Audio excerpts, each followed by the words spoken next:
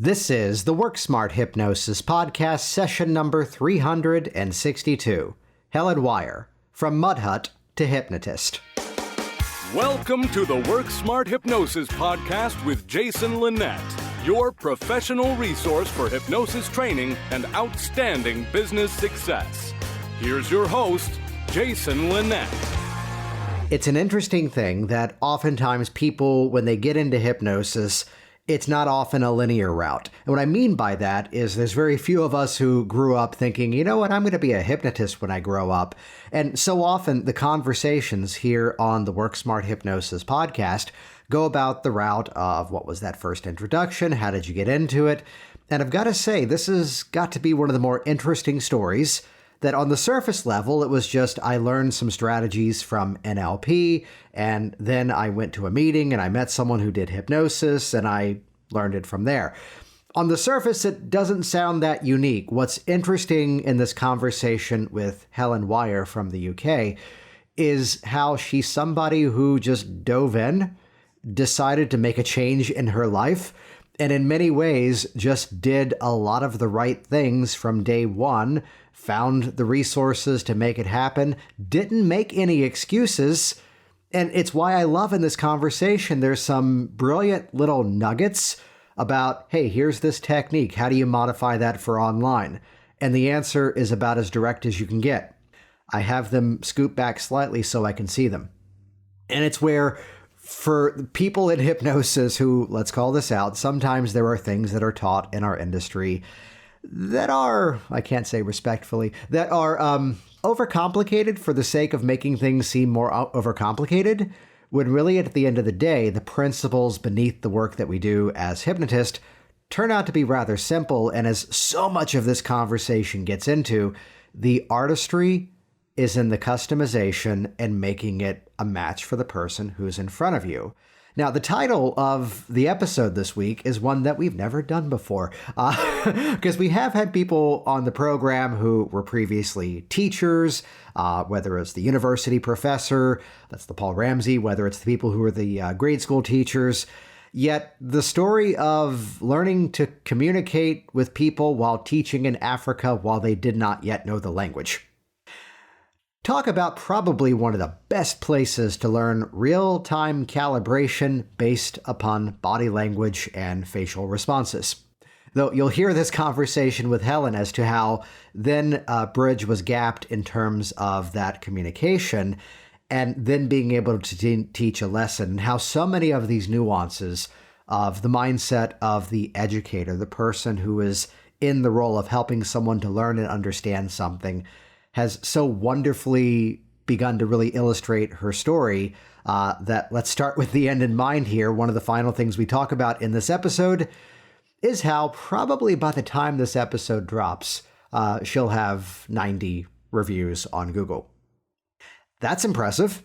And how it creates this incredible map now of this sort of organic metaphor machine where people read those reviews and basically think to themselves, hey, that's what I want, and that's why they reach out to her. That being said, keep in mind, especially for those of you that are just getting started, we have to get that first review first. You know, even as we talk about online marketing and the strategies of running your business online, sure, here might be this big email campaign that helps to book your clients. Well, guess what? Your first fancy automated email campaign may just be one email. Your first website, hopefully this will break through some people out there in this audience, your first website might just be a video, a couple of bullet points, and a button to schedule time to talk to you, or hey, if you need to, call this number today for your free consultation. So get started. Get up and running. The best thing, we're going to talk about this in this conversation with Helen, the best thing that many of you can get right now is real-time feedback. To be sitting in your home, waiting for the phone to ring and thinking about the clients you could help or the business you could run, you're not quite serving anybody. Instead, to get out there, as you're going to hear so many amazing nuances of Helen's story, of getting out there and making things happen. This is episode number 362. So for the show notes of this episode and a bonus photo of the Mud Hut we talk about, be sure to head over to worksmarthypnosis.com / throw in these numbers 362, or anywhere on the WorkSmart Hypnosis website. The top left is a way you can search for the various episodes. You can type in Helen, you can type in 362, that'll bring you right there as well. And while you're on the web, check out hypnoticbusinesssystems.com. This is the all-access business training that I share with Hypnotist in terms of how to get out there, how to attract the right clients, and thinking systematically about the nature of the business. I throw in a quick comment here for transparency. You'll hear Helen reference in the conversation that it was the system that I was teaching inside of Hypnotic Business Systems that she used as the launching point, as you ought to. Then she made it her own. And that's how, by the time this episode releases, I'm sure there's going to be 90 reviews up there as well. Well, that's just one of the systems. You want to shortcut the process of how to make sure you're only getting calls from qualified clients who are ready to change, willing to follow your instructions, and yes, willing to pay for your services. That's one of the systems inside of Hypnotic Business Systems. Hey, do you want to round out your income and help a bigger audience by not just limiting your time to one-to-one sessions? Well, there's a whole training about how to deliver high-quality group trainings. That's one of the Hypnotic Business Systems. Or hey, why don't you duplicate yourself and earn money while you sleep? There's a whole training inside of Hypnotic Business Systems on creating your own digital products, membership websites, and yes, making it rain on the web. So I'm going to point you to two places here to look at, which are all off the same link. Head over to hypnoticbusinesssystems.com and look through the page. There's all sorts of reviews, as that's the theme of this episode. There's all sorts of success stories and videos. You could watch a bit of a tour inside. But do this. The bottom, of course, is purple. There's a floating bar that if you click that, it's going to bring you over to a thing that's a free on-demand business hypnosis training, 6 steps to a 6-figure hypnosis business. I'll tell you in advance exactly what that's going to be. It's going to walk you through the 6 most powerful strategies that are consistently running the bulk of my business. It's not the kind of presentation where I just tell you what they are. You see me demonstrate them step by step. And yes, there is an invite to join the paid community at the end of that, but it's all under a respectful premise. You could go off and try to reinvent the wheel and try to figure this stuff out for yourself, and not just the loss of time, but that leaves people that you're not yet helping. Respectfully, how dare you? And instead, to join our community and our program, Helen's a member. You've heard a lot of it, I'm sure, over the years from people on this program. But to get the roadmap as to what actually works in our lovely little wacky hypnosis community and get up and running even faster, even sooner, hey, let's make this easier for you. So either way, browse the page, click the purple bar at the bottom, head over to hypnoticbusinesssystems.com to learn even more. So with that, let's jump into this outstanding conversation. I've been looking forward to this one. Here we go. I love the title, session number 362, Helen Wyer, From Mud Hut to Hypnotist. I have to be really honest, I didn't know anything about hypnosis apart from what you see on the TV, all that kind of business. And when I left teaching and got into used to do some networking, met a hypnotherapist who kept telling me about these amazing stories. And I thought, I'd like a bit of that. I'd gone into coaching and NLP type stuff because when I was teaching, I was a student. I mentored student teachers, and they sent me on a coaching course, and I was like, I like this, I can do this. And actually, I think I'd realized I'd been teaching in a coaching style all the time, really, but didn't know that it was called that. But I always knew it didn't quite go far enough. So I'd finished teaching by then and got myself on a course, got myself trained up. And even mid course, I started thinking, do you know what? I'm going to start taking on clients and charging for it. And yeah, that's where it really all first started. Nice. And I love that part of the story. And this is, I'd say it's frequent, but it's kind of more on the rare side. As in, I was already, working with teachers. I was already a teacher myself, and I was already aware of NLP. And then I got into hypnosis, which the new student of all of this often goes, which one do I do first? And either track will work. I read a book on NLP, saw hypnosis, and then came full circle back. Though I'm curious to ask, in the previous career, what were some of the applications? What were some of the benefits you found of being aware of these principles, even in another segment of your life in terms of another career?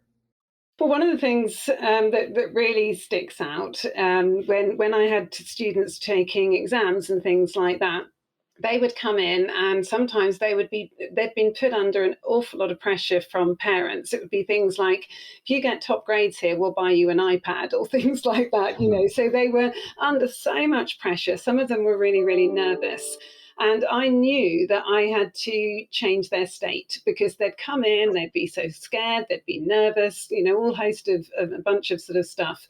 They were 11, the students I used to teach. So we used to go into things, and I used to say, without, you know, put your cloak of confidence on, and we'd prance around the classroom, and it would be your superhero and things like that. And I'd get them to laugh. How would your, you know, if you were picking up the Soccer World Cup, you know, what would you, do you like the way I use soccer there rather than football? You know, I know we've got American listeners there, but I'd get them to hold that World Cup in their hands and pretend they were, and they'd get themselves, and we'd just do acting really, and they'd get themselves in, get them laughing, get themselves in a much better state, and then it would be, okay, guys, let's go in the school hall, settle down, and we'll do the exams.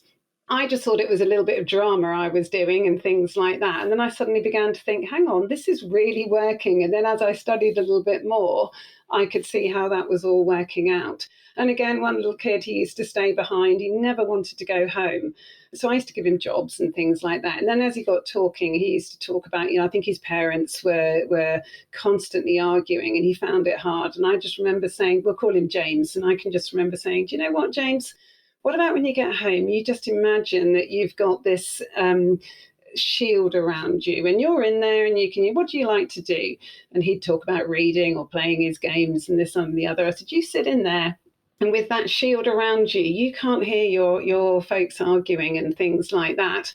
And I bumped into him, he'd long after he'd left school. Suddenly he was 11, and suddenly he was this 16-year-old guy who was shaving and with a beard. And he said to me, I never forgot that, and that got me through a really awful summer. And so I suppose without realizing, I thought, gosh, the power of the imagination is huge. And yeah, that sort of those experiences I bring into sessions now, that I'm, you know, when I'm working with people now. What I love about that story, and this was a dialogue that happened in one of our trainings we were running this week, that clearly we want to point towards the big, massive change. We want to help create the result the client has, you know, respectfully paid us to help them to facilitate. Yet sometimes it's that smallest shift that creates the biggest difference.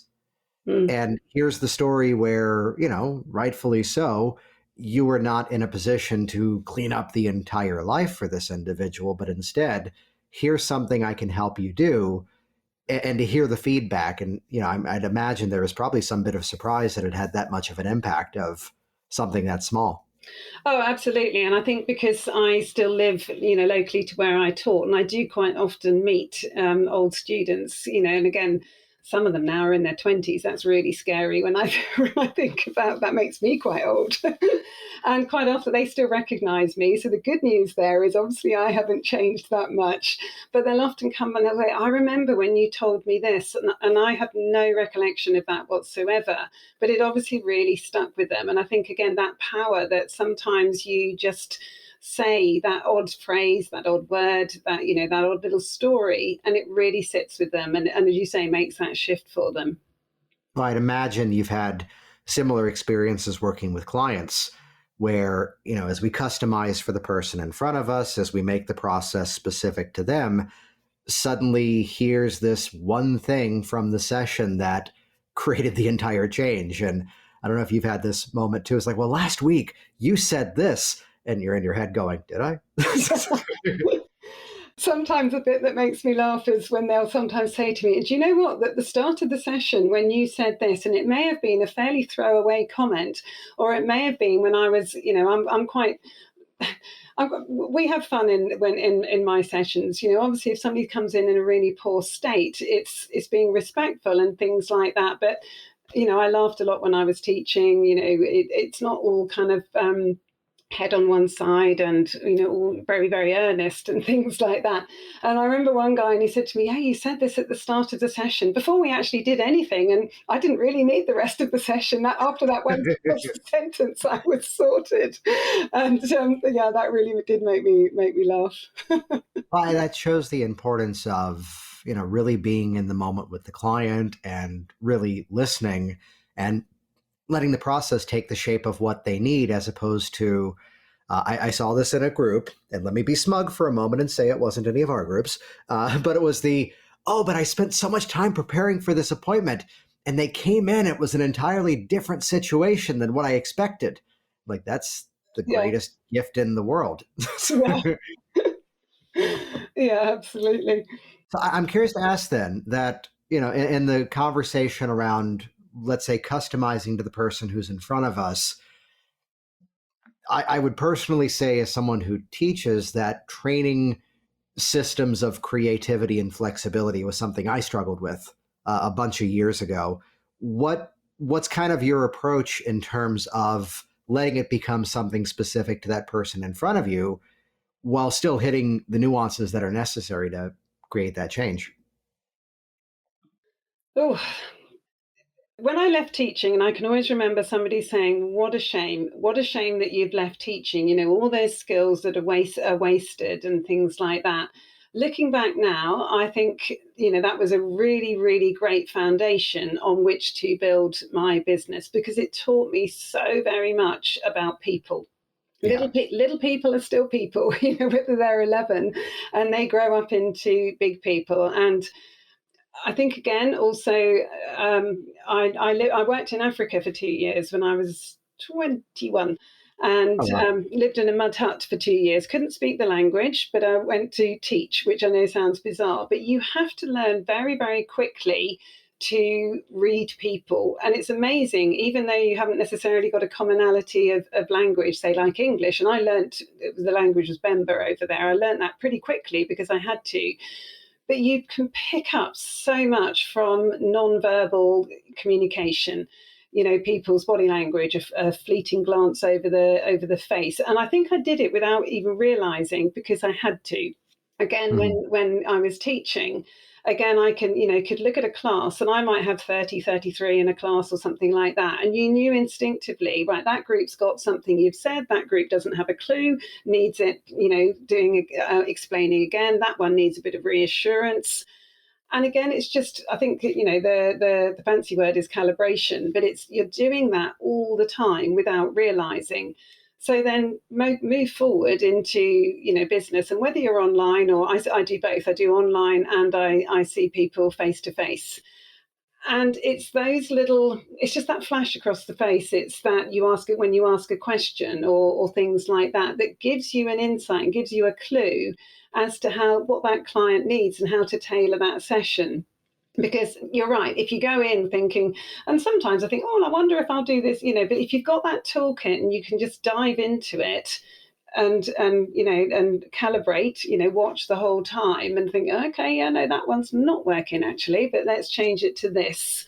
And having that confidence that you can do that. And again, you needed that with teaching, because you'd go down one path and look at the class and think, "Oh, I've lost half of you." So I'm going to have to do something different. And I suppose because it was something I was so used to, it didn't seem particularly that scary to do it when I was doing it with clients.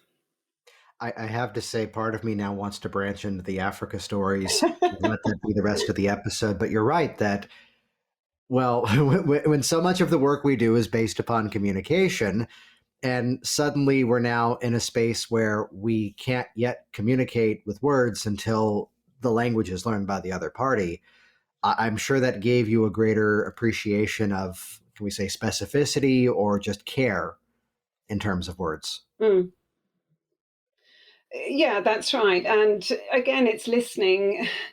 It's listening to, I mean, say Africa was slightly different. And when we would get along with English and Bemba and things like that. But even then, when you're working with children, if I was going to, yes, I wanted to increase their vocabulary and things, but you had to do it in stages. But similarly, when you're working with a client in front of you, it's using their language. I think that's really, really key, rather than changing it to something, well, I think this sounds better than what you've just said, Oh, yeah. because that's just not that's not their world. That's not what they're, and even on the intake form and things like that. So I'll probably scribble a few notes down before I meet them, just to think, right, what have they said on there? What do they want? What change are they looking for? And using their specific words, I think that's really key, really important. I will give a warning to this insight here to anyone who's listening who's brand new, which is that the further into my career that I've gone now, the more that my note taking working with a client is more, what are the words that they're saying? And, as the word pops up more frequently in the conversation, if I'm doing something and I'm handwriting, I'm going to circle the word. These days, I'm seeing all my clients online, and I just have a Word document that's opened up that I'm taking notes inside of. And that's where I'm just putting little stars, little asterisks next to it, which the ultimate line of this goes back to a client who came in and he had a fear of flying. And he described it as this feeling of trepidation whenever he flew. And true story, the only thought in my head was, oh, great, now I have to use that word for the next hour and a half. Yet it was, let's go back to the NLP, it was his map of the issue, and to talk about your fear, your phobia, your anger. No, that's not how he represented it. No. That's right. And I'm really upfront with my clients, and I will say to them something. So if he'd have said to me about the trepidation, I would have probably said, oh, great, now I've got to spell that. And I know I'm a teacher and should know how to spell it. But hang on a minute while I write that down. And again, you're changing that state, getting them to laugh a bit, and you're building that rapport with them without even realizing. Yeah, I love that. So then let's go back to some of the story that, originally it was something you were using to supplement the work you were already doing. Here came a bit of a chance encounter by networking and meeting someone who actually did it. What were some of the first steps, let's say after getting the training, to actually start to work with people and put these skills to use? Well, because I left teaching, I just had enough. I really had enough. I was in burnout, and lots of backstories there that I won't go into because it'd be a bit boring and take up too much time. But just one day, I just thought, I'm out of this. My children had grown up, so I wasn't needing to support them in quite the same way. And so it was kind of like I wanted to do something that really lit me up. And also I needed a break from teaching because it was costing me physically and emotionally.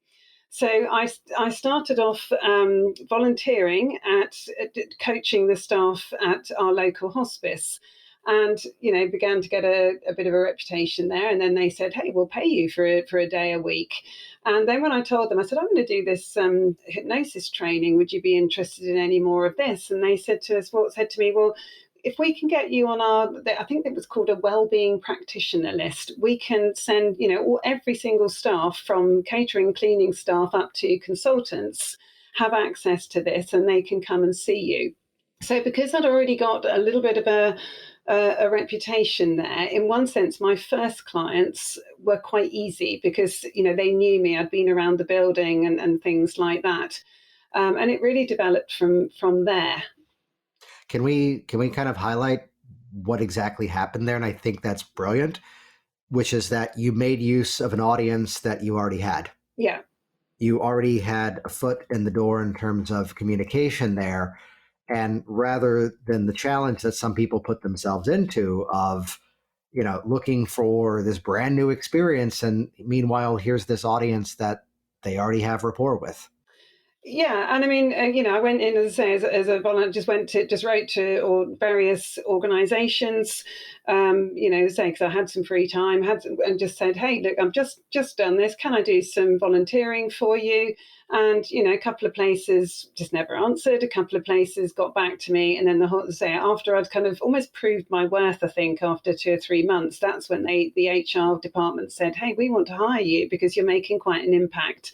And Nice. so naturally, then when you branch into something else, like, and can I use these techniques as well, and things like that, and then it was like just pushing it on a few doors and seeing what happened. And again, from there, just joining different networking groups, not with a real, I'm trying to work out how to verbalize this, but I didn't go with I'm going here to sell and get clients. It's Right. Yeah. almost a kind of, I'm going to go here, hey, I need networking because I've moved from a team of teachers. I don't know anybody and things, so I get to know a few people and just almost conversationally drop in what you do and things like that. And suddenly from there, they'd sometimes say, hey, we don't have a speaker next month. Would you like to do something in things? So it kind of just grew organically, really, just from pushing on a few doors. And my modus operandi has always been, I'll say yes to something and then afterwards think, oh crap, how do I do this? Which is brilliant. As I spent time with someone this past week that the conversation was, and I've done this before, spending several weeks to build something out and then to realize that it wasn't what people were looking for. So wait for the yes. Don't agree to something that you can't go, well, I know what I could do.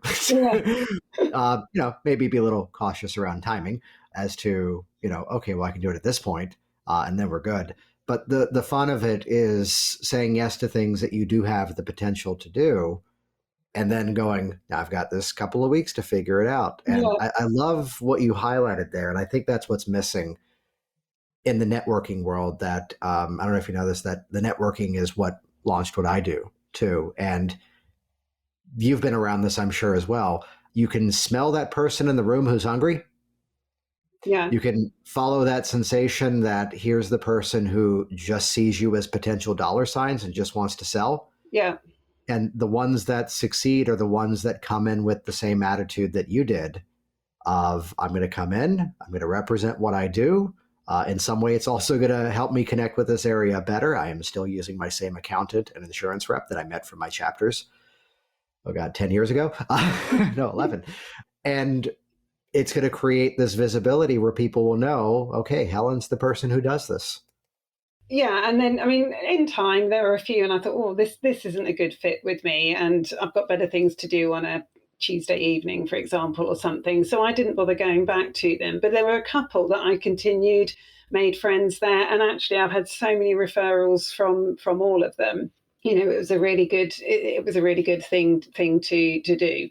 And then when we went into lockdown again, it was like, right, who can we have here for our members to keep them calm, to motivate them and things like that. So I did quite a lot of little speaking engagements, especially in that very first was April 2020. Had quite a few organizations getting in touch going, what can you do for us, for our members, because we've heard about you and things. And again, just picking up a few people from doing things like that. And I suppose, having been a teacher, standing in front of a group of people, actually I think online is easier because I can only see about 5-6 faces at once. I'm not good enough to move the screen around and see all the whole bunch of them. But even so, standing in front of 100 odd people, it's something that I did in my day job for 20 odd years. So it doesn't freak me out at all. That familiarity to it, that it's now something that's natural. And I'd imagine in some ways you kind of see the work that you do now as a bit of an extension of the teaching. Yeah, I really, really do. As I say, using all those skills from teaching. I went into teaching because I wanted to, I wanted to make that difference to people. And boy, have I got that now in the job I do. But I could do it my way rather than the government's way. Who put it this way, we just came to a few disagreements in time. Yeah, that I'm hearing that right now from the school that we interact with. It's like, oh, that's okay. That's why people are finding new careers. So then in that journey, and this is a sticking point, I know for a lot of people, did you immediately decide, because I know you work with a lot of people around anxiety and even IBS issues, was that the track from day one, or is that something that you kind of found for yourself over time? I would say rather it found me, Yeah. in terms of I found it for myself. Because again, all I heard when I knew that I really loved the hypnosis side of it. I absolutely loved it. Did I know anything about business? No, I knew diddly squat about business and what to do and things like that. But it was just, let's just see what happens here. Let's just push a few doors. And I think, again, coming from teaching, especially, I'm not familiar. I did work in America as well for 2 years, but I can't remember. It was a long while ago. So I'm not too familiar with the American system. But our primary school goes from like 4 or 5 up to 11. And I taught 11-year-olds, so just before they went off to high school. So I'm teaching lots and lots of different subjects. So because that was a world I knew, when I went into hypnosis, it was like a kid in a sweetie shop. Well, I can do weight loss one session and stop smoking another session, anxiety another session, And I did really enjoy it. And I did a variety of things. And then as you start doing more, you suddenly think, actually, I don't enjoy that as much as I used to, but this is what I actually really love. And I think because you suddenly work that out, you then start doing a little bit more reading around it, training around it, and you get better at it. You get better at it. And hey, guess what? The people you're working with make progress quicker, and they tell all their friends. And then all their friends, or, suddenly tell their friends. And so suddenly you find you're doing more or less the same type of thing. So it kind of found me, and it is, I would say it's almost exclusively anxiety, and again, different flavors. So it can be sometimes anxiety for public speaking, anxiety around needles has been a big one with this last 18 months. Yeah. Vaccinations and things. A lot of just what I would call general anxiety, and then a lot to do with the IBS. I love the IBS work, really, really do. And again, there's a hospital in the next county, and in England, they're not particularly supposed to, consultants, actually name a hypnotherapist, but I've heard on the quiet that I think it's a bit of like, go and see a hypnotherapist for this, oh, by the way, Helen Wyer, she's quite good at wouldn't put it down on paper or anything like that. But it just seems, I'm getting an awful lot from the same consultant here. So yeah, that's been really good. And it's just so rewarding to get the feedback, from it. And I think Freddie Jacquin, and I love it when he says one of the greatest gifts you can ever do for anybody is get them out of physical or emotional pain. And I would wholeheartedly agree with him on that. It's so rewarding to see that difference you make to somebody. So then out of that, has there been, let's say, a bit of, which I know you customize, of course, but I know inside of that, have you found some sort of go-to strategies or just a philosophy of the change process that would be helpful to those that want to help work with these clients as well? Oh gosh, there's a question. And I think it may have been you, Jason, on one of your recordings or podcasts or something. And I think I heard you say something about getting a particular sort of almost like a system in place, but obviously a flexible one that you tailor it to the person, but you can almost adapt it to various different things. I mean, parts one is therapy is always one of my go-to ones, for all sorts of type things. I know, again, hypnotists will be arguing about it for some people go, oh, I hate ideomotor signals. Other people love it. I quite like it. I find it, I like the whole theatrical bit of it and things like that. Right. That's one of my sort of go-to things with that. And I actually, quite often, I stole it from you. Well, I think I would just say borrowed. I think that's better. The one where it came from NLP. It's called modeling. The jazz hands one, when the pre-talk before you do it. Oh yeah. And I actually have done that twice this morning, and all the time, you get that laugh for somebody, but it's just such an easy way to explain. I do the whole explaining about how we have different parts of us that run different, this, that, and the other. But then, hey, I always say to them, hey, shall we just have some fun? And I'll tell you what I've just said, which was all a bit heavy. But let me just show you in a much more fun way. And it's just a lovely way to then go straight into right, you ready to be hypnotized then? Let's make some changes. Nice. And it just goes, just segues nicely into that. So Yeah, that's probably one that I would use with everybody for almost anything.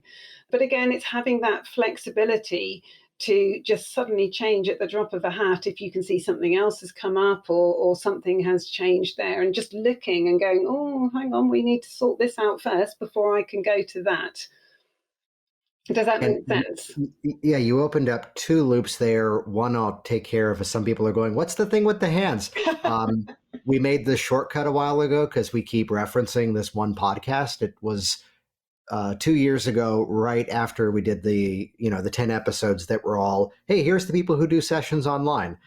And we went out twice a week for the first time ever, and then kind of went back to the typical rhythm. And it was episode number 270, Priming with Hypnotic Convincers, where it shows a sequence of thinking differently about suggestibility tests. And it's where it's not just about doing the thing as a test. It's instead, how do we use this to illustrate a point and increase expectation even before the session begins, which I'll make it quick here. We've done this for most of the episodes. WorkSmartHypnosis.com/270. It'll bring you directly over. And don't listen to it. Watch it. Scroll down. There's a whole video where you can see it in motion. But hey, you mentioned that you do sessions both in person as well as online. And if only, what was it, 3 weeks ago, suddenly 3 different people at the same time posted a question to our public Work Smart Hypnosis community about, hey, I love ideomotor work, but how do you do it online? And I eventually had to then tag the different threads to go, someone already asked this, go here. But hey, Helen, while we're here, how do you, well, let's start with this first. For those that maybe are not yet aware of ideomotor signals in a hypnotic process, can you give like a brief description as to what that often entails and why we would use it? So Come on, teach. pressure. Hey. So again, when I'll have nicely gone in with the podcast one that you've just told people about, the jazz hands thingy to whatever. But it's that pre-talk, I think, and I think you said that, and creating that expectation, and I think that's really, really key with whatever you do here. So, you can't be wishy-washy about this. I will say to them, and when I'm doing, that talking to that part of you will respond in some way or another, and it could be.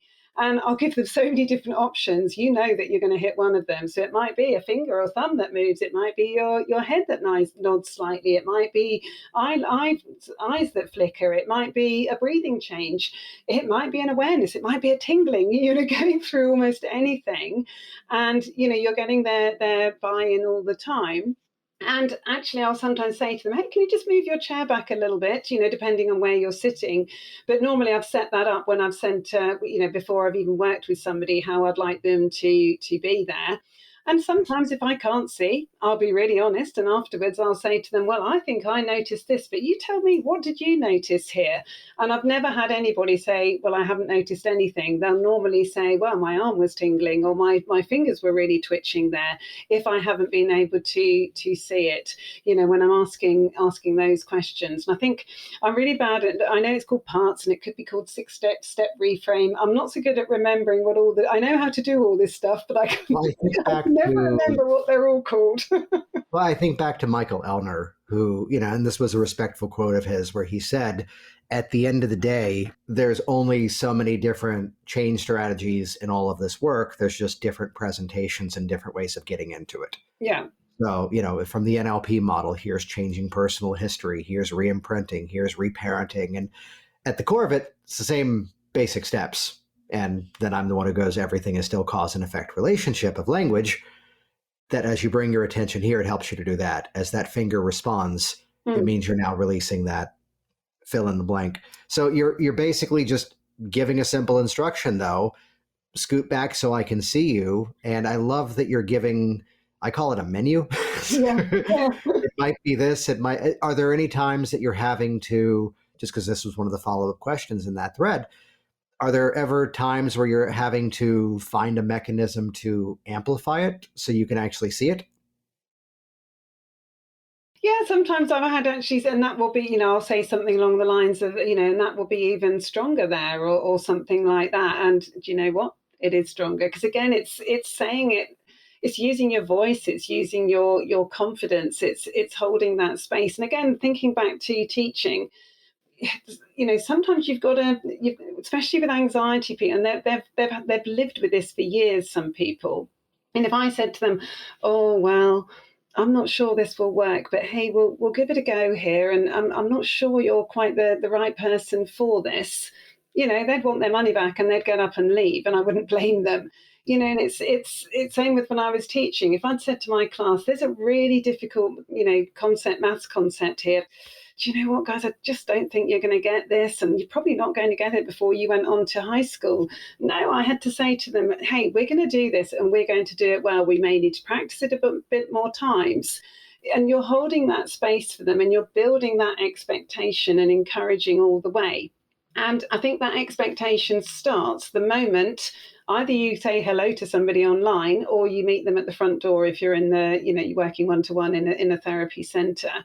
You can already start suggesting almost from that very moment forwards, and telling them success stories of other people that you've helped, but not in a salesy way, but just, this, in a storytelling way. And I think that's really, really important. Well, that reminds me of a chap I worked with last week, and just weaving that in just so conversationally, before, and getting that expectation before you even start. There's a favorite part of this, as we've talked about, creating change. We've talked about the approach of the customization. Have there been moments where, let's say, politely, even you were surprised that it got a result in the way that it did, in terms of the process, in terms of like client feedback? Yeah, I'd love to say to you, do you know what, Jason? I have been 100% successful with 100% people. Oh, we don't allow that on here. But I would be lying if I said that to you. But so, I've learned again to go in so open-minded with everybody, because it does blow me away the real changes that you can make with people. Huge shifts, huge changes. And sometimes, I'll be thinking, oh my life, I'm not sure where we're going with this one. And then 2 or so weeks later, we'll get some feedback, and I have to be really careful not to go, oh my goodness, really, you changed? Really? That was you last week, right? But I think, and I can't remember who it was. It wasn't my basic training, and I need to be quite polite how I say this here. I had I needed particular badges to work with the hospice and things like that. It wasn't my most favoured one, but I did it to jump through a hoop, and then I started doing training and doing what I wanted to do, and in a method and in a way I wanted to do it with. And so I think it was somebody, I'm just trying to think who it was. Could even have been Freddie Jackman. I can't remember, but it was almost like, expect that change, and that change will happen. And I think I've learned to do that, and thinking it's not about me, actually, it's about that person and them. And I'm going to be confident that what I'm doing, I know it well enough, and I'm going to deliver it in a confident way, using my voice, all the things that I know, and that change will happen. And I think when you get into that mindset, that comes across to the person opposite you. Does that make sense? That does, and I will, in a very respectful way, say at the end of the day, some of us say the same things. I will often quote that it sounds better when it comes from Freddie's mouth. That mine is, I'll give credit where it's due. Jeffrey Ronning was someone who used to be much more active in the stage hypnosis world. And for the entertainment side, the sort of curse of the show was, what if no one volunteers? What if I can't hypnotize them? And instead, to go into the experience with the expectation that I'm going to have more people than I need, and they're going to demonstrate what I need to see to help them to get to the best level of hypnosis to pull off the show. And with permission, I modeled that and pulled that into the change work. That it takes a lot for me to go to the place of resistant client or analytical resistor or secondary gain, because respectfully, we've all done hypnosis more than our client has. Therefore, it should be our responsibility first to then bend and morph where needed and where necessary. Yes, they're resistant to change. Otherwise, they wouldn't be in front of us. yet they've clearly made a decision to come to a hypnotist, so there's a lot less resistance there. But the modification is that this person's reaching out to me because there's a part of them that's absolutely ready to make this change. And two, they're going to be a willing participant for this to become a bit of a mutual dance to get to the best process of hypnosis necessary to help make that happen. Mm. So it's a positive expectation from the start, as opposed to, oh, this person's an accountant, they're going to be analytical. No, or better yet, maybe, but most likely maybe not. Let's not hypnotize ourselves to believe it's more impossible than it had to begin with. Yeah. Yeah, absolutely. And I love that you said that mutual dance there. And I think that's a really good analogy of what it is when you're working with somebody and almost in sync with them, and watching them, and that calibration that we've talked about, just a few minutes ago. Yeah, absolutely. So let's talk about something that I know you pulled off, and it's one of my favorite categories of getting that feedback. How many reviews are you up to now on Google? 86, and I know I've got 2 or 3 other people that asked me for a link, which I've sent out this. So I'm hoping that in 10 days' time or so, I'll be up to 89. So that'd be good. That'd be cool for the start of January, won't it? Well, once it hits 89, then you just got to go for 90, and at that point, and then 100. Hey, I know, and then at that point, it becomes, what was it? I would. With my book, it's like, oh, cool, 100 reviews. And then once it hit like 117, I'm like, that's not too, just take it and be happy. What's been working for you in terms of opening up that dialogue and having clients willing to go online and leave those stories, leave those reviews? Again, it was phraseology that you used about how your, well, not yours, but as in the person in front of you, it's their lived experience that will encourage somebody else to make that change. Because after that, I can't thank you enough, and I'm so thrilled, and I love being with the place I'm at, and all this kind of business. And so again, I'll be really upfront, really direct. Would you be kind enough to leave me a review? Because it's your experiences that really speak to other people. And then when we go, oh yeah, I read all your reviews before I called you up, or something like that. So again, they're already in that world. And I make it easy for them. I actually send them a link, so they haven't got to go and search for me and things like that. So I'll send them a link. Occasionally I'll follow up if it hasn't been done, say within a week or so, just a friendly reminder. And it's using all that language of, and again, if somebody, and people do phone me up and they'll say to me things like, now, I'm not sure how old you are, Jason. That might be a rude question to ask you. But I call it the "when Harry met Sally" moment. I want a bit of what that lady was having. Don't know if you've seen the film there. You can Google it if not.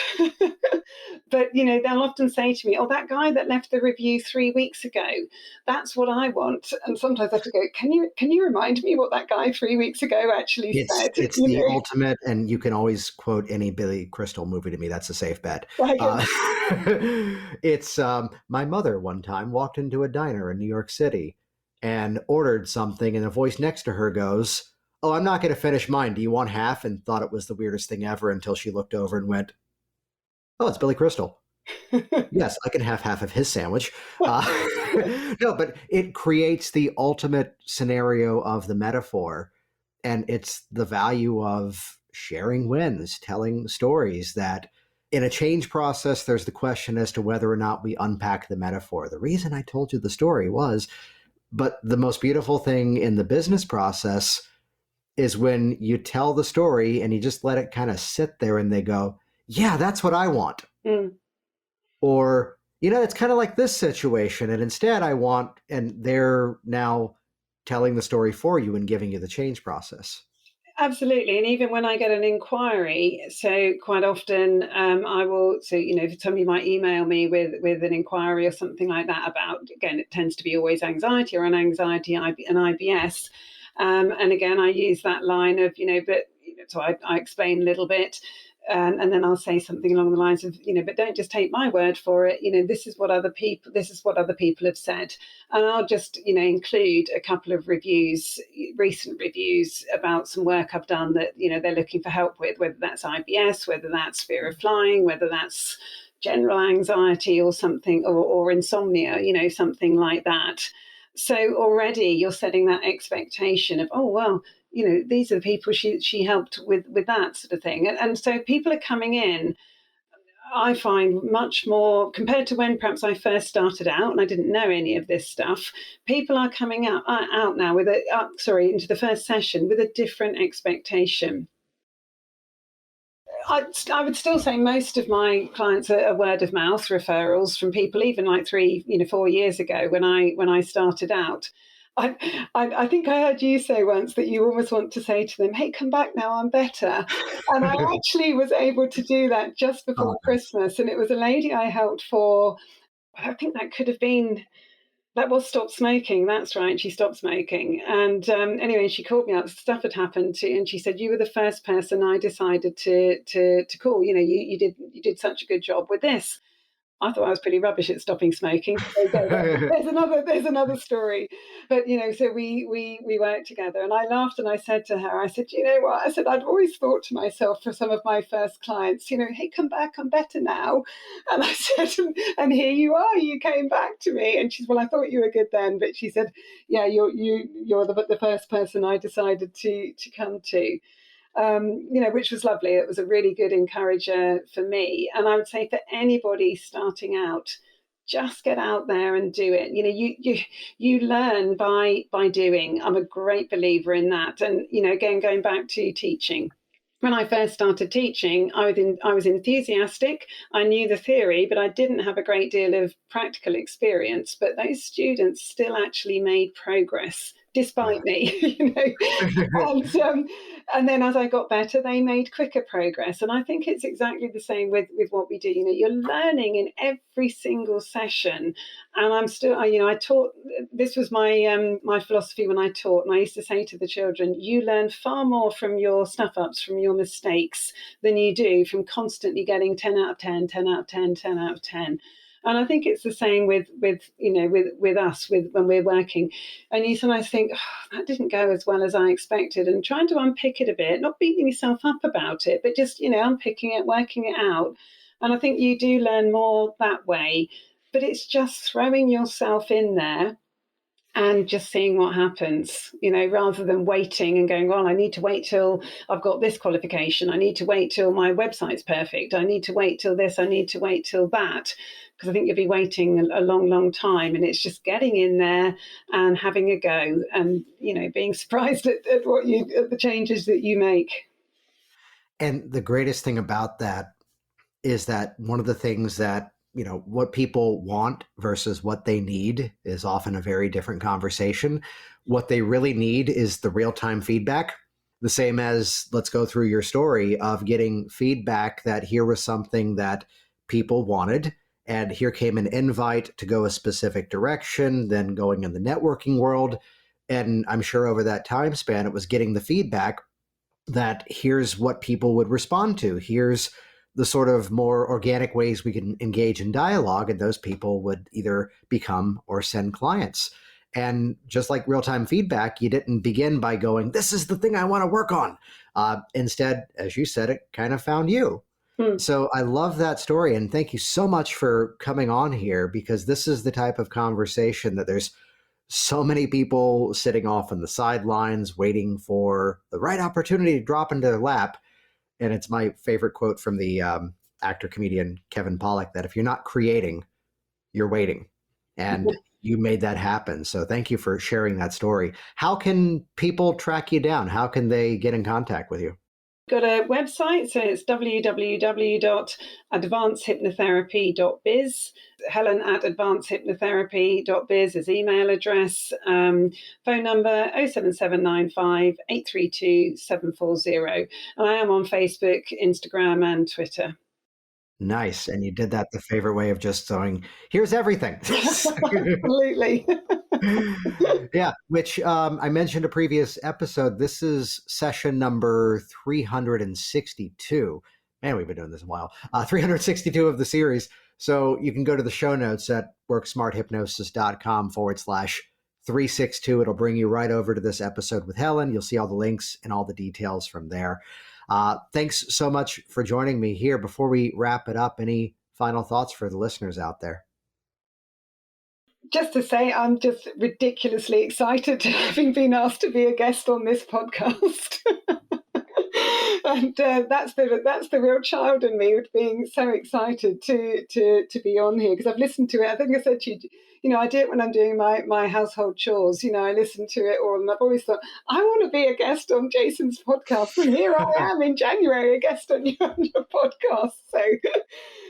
So from the girl that was in a mud hut in Africa to teaching to now running my own business and being on Jason Linnet's podcast. Hey.